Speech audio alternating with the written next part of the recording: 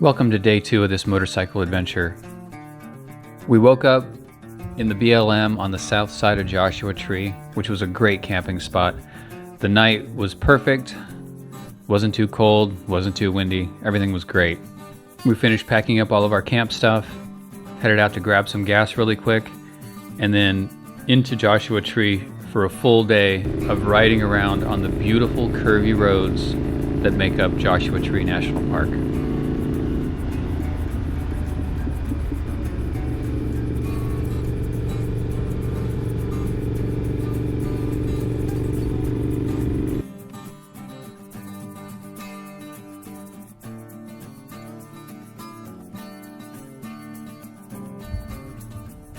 This is the Cholla Garden in Joshua Tree National Park. And as you can see, there's a couple of square miles of just cholla everywhere. It's amazing.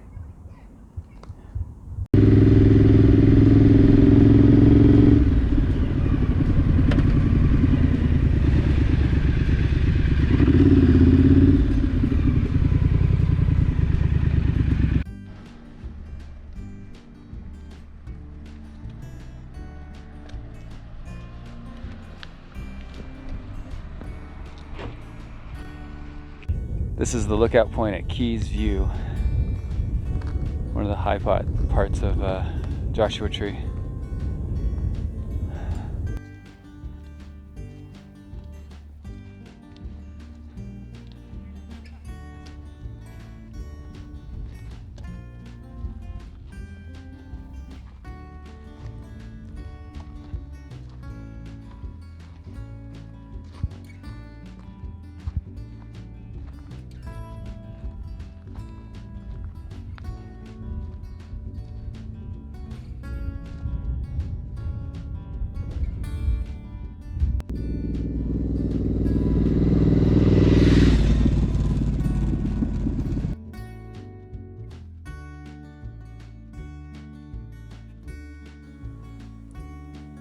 After messing around in the park for a few hours, we were both getting pretty hungry, so it was time to head outside the park and find something to eat.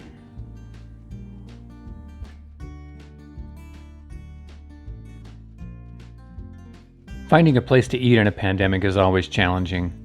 We wanted some place that would allow us to socially distance and still get a good meal.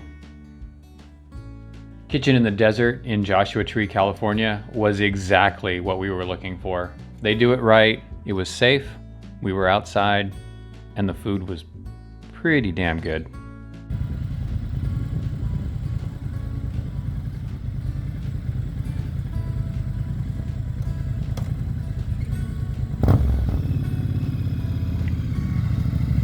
I said goodbye to Dylan after lunch, and then it was time to head off to Blackbird Ranch. My friend Dan Collins had allowed me to crash out on his property, and I was pretty excited about seeing his collection of old cars. I had a feeling it was going to be a really good night.